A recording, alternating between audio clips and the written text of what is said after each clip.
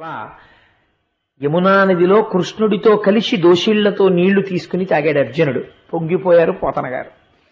ఇద్దరూ ఒడ్డున కూర్చున్నారు.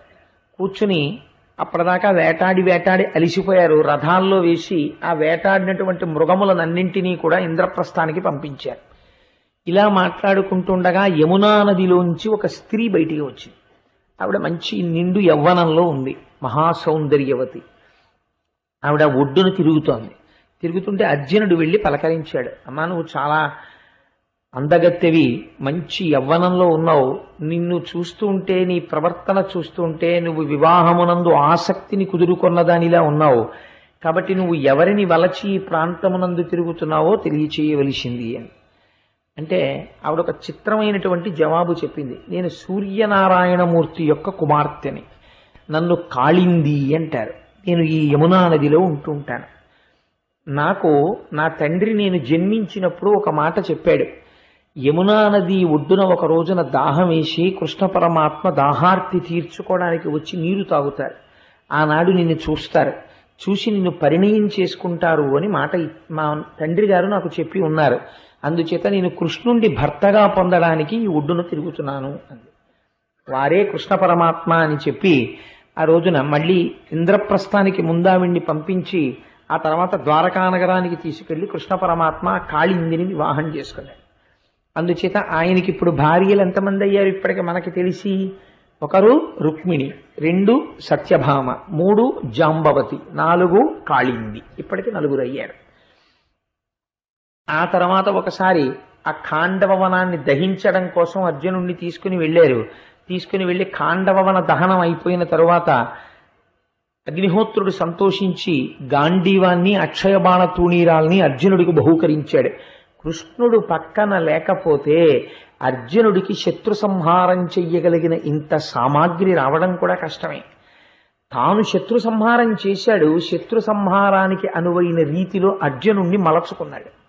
ఇది కృష్ణుడి యొక్క గొప్పతనం. తదనంతరమునందు ఆ మయుడనబడేటటువంటి ఒక రాక్షసుడు ఆ ఖాండవవనం దహింపబడుతుంటే రక్షింపబడ్డాడు కృష్ణార్జునుల చేత. ఆయనే మయసభని నిర్మించి పాండవులకు కానుకగా ఇచ్చాడు. ఆ మయసభలోనే దుర్యోధనుడు నీరు ఉన్నటువంటి సరోవరము అనుకుని నీరు లేని సరోవరం అనుకుని కాలు వేసి భ్రంశమును పొంది ఆ తర్వాత జరిగినటువంటి కథ మీకు తెలుసు. అది భారతంలో చాలా పతాక స్థాయి సన్నివేశానికి కారణమైంది. అది ఈ ఖాండవ వనదహనంలో తృప్తి పొందినటువంటి మయుడు నిర్మించి ఇచ్చినటువంటి సభయే మయసభ. అందుచేత అప్పటికి కాళిందీ వివాహం పూర్తయింది. ఆ తర్వాత అవంతి రాజ్యాన్ని పరిపాలిస్తుండేవారు విందాన విందులు అనబడేటటువంటి ఇద్దరు. వీళ్ళ తల్లిగారు ఒక ఆవిడ ఉండేది. ఆవిడ పేరు రాజాధిదేవి. చిత్రమైన పేరు. నేను లోకంలో ఎక్కడా వినలేదు ఈ పేరుని. రాజాధిదేవి ఆవిడ పేరు. ఆవిడ శ్రీకృష్ణుడికి మేనత్త గారు. ఆ రాజాధిదేవికి ఒక కుమార్తె ఉండేది. ఆవిడ పేరు మిత్రవింద.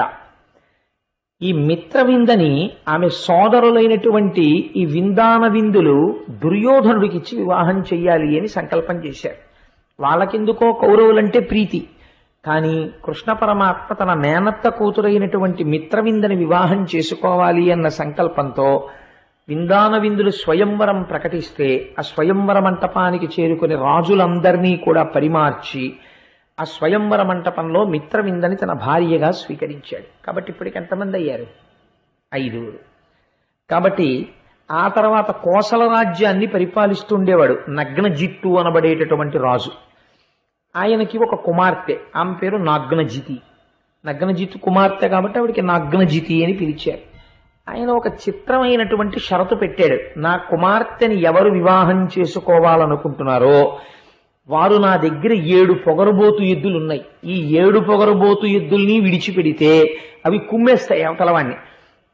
ఈ 7 ఎద్దుల్ని కూడా పొగరనిచి ఎవరు గెలుస్తాడో అటువంటి వాడికి మాత్రమే నా కుమార్తె అయినటువంటి నాగ్నజితిని ఇచ్చి వివాహం చేస్తాను అన్నాడు. కృష్ణ పరమాత్మ ఆ కోసల రాజ్యాన్ని చేరుకుని ఈ 7 ఎద్దుల్ని కూడా వాటి పొగరనిచి ఆ 7 ఎద్దుల్ని కూడా ఓడించి వీర్యశుల్కగా ప్రకటింపబడినటువంటి ఆ నాగ్నజితిని అంటే పరాక్రమ నాగ్నజితిని తన భార్యగా స్వీకరించారు.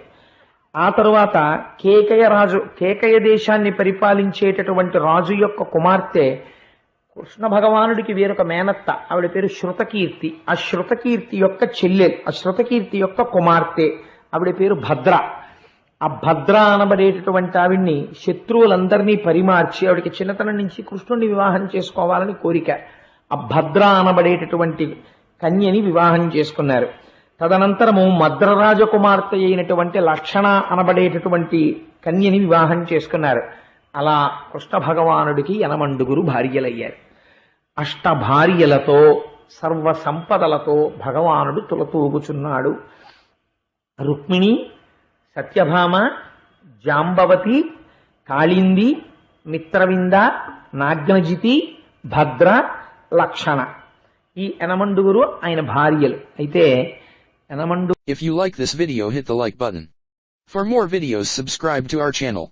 If you have learned anything from this video, comment down below. Subscribe.